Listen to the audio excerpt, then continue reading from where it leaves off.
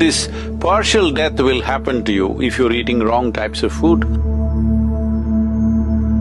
Going to bed with a full stomach is just a complete no if you're interested in living well.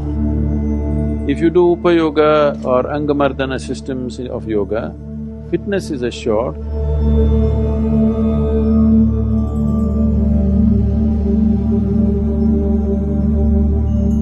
About eating food.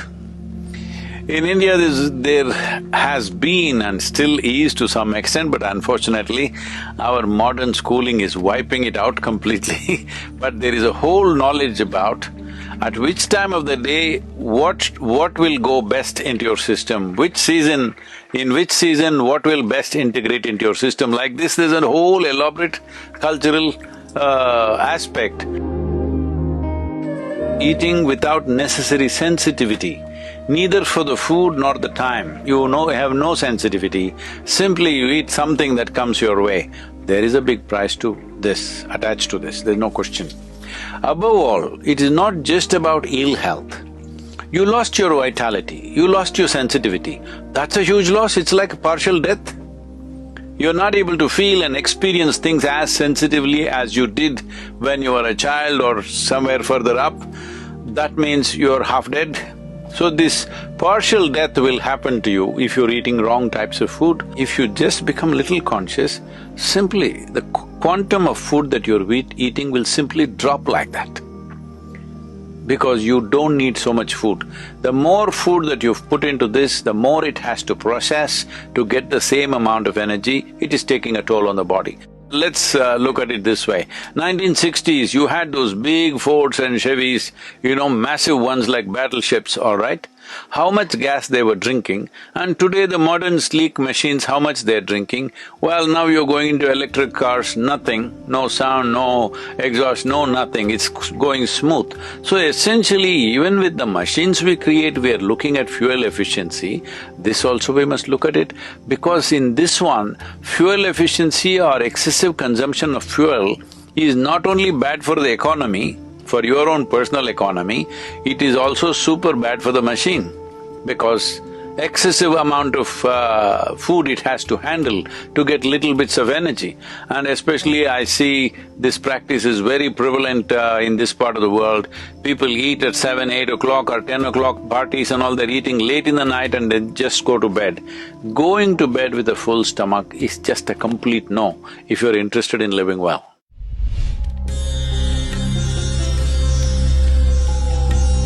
There is something called as Upa Yoga, that means sub-yoga, or useful processes of doing things which has no spiritual dimension attached to it.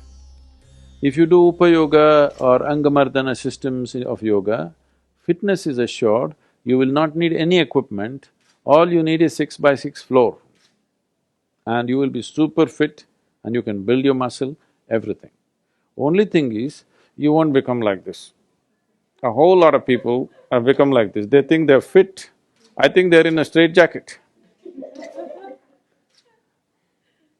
It's not just strength, it's not just the bulge of your muscle. The flexibility of your body is as important for proper functioning of the system. In yoga, we are not just looking at the muscular strength and other structure alone, the organ health is very important. So the system is evolved so that there is organ health. It's very important the body is flexible and usable.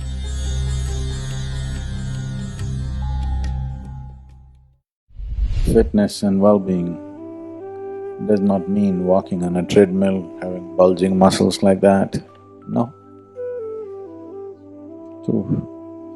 To strengthen the integrity of elements in our system is very important. So is there some way to do it? Yes, there are specific methods with which we can do. One simple way right now is work with the earth and water and plants and stay outdoors. That itself will do something. But in yoga, there are specific methods. In fact, most of the yoga is just that, bhuta shuddhi, to cleanse the elements. So, without bringing a certain integrity to the composition of elements in the system, however strong you may think you are, in terms of life, you are not strong. You may be having muscular strength, that will not sustain you through certain aspects of life. You will see, not always, but you will see somebody who is seems to be very muscular and very strong physically, just one little ailment, poof, they'll go down like 2 days of fever, they will just go flat down. Somebody else who doesn't seem to be all that strong, who looks scrawny, you see, he can take any amount of beating. This depends on the elemental integrity within the system. How well integrated are your elements accordingly? And the elemental integrity also determines in how many ways you can use the body. If you don't have elemental integrity, and if you use your body beyond certain limitations, when I say limitations, I'm not talking about physical limitations. If you use your body in other ways other than being physical, it will just crack up. And that's why the yoga sadhana starts with bhuta shuddhi. All aspects of yoga are essentially bhuta shuddhi being manifested in so many different ways. Can we do something specific right now without yogic guidance? Simple thing is work in the garden. Walk at least an hour or two a day, especially before you go for dinner or for lunch, especially before that. At least for half an hour, walk without footwear, not on this granite, either in the grass or in the mud outside. You will see body being in touch with the earth. When you eat the food that you eat, the way it integrates it is very different. Digestion will anyway happen, but how much you can integrate into the system depends on how much you're in tune with the earth. So, even half an hour if you walk without shoes or footwear, and the body remains in touch with the earth, you will see the elements will function with little more integrity than the way it is right now.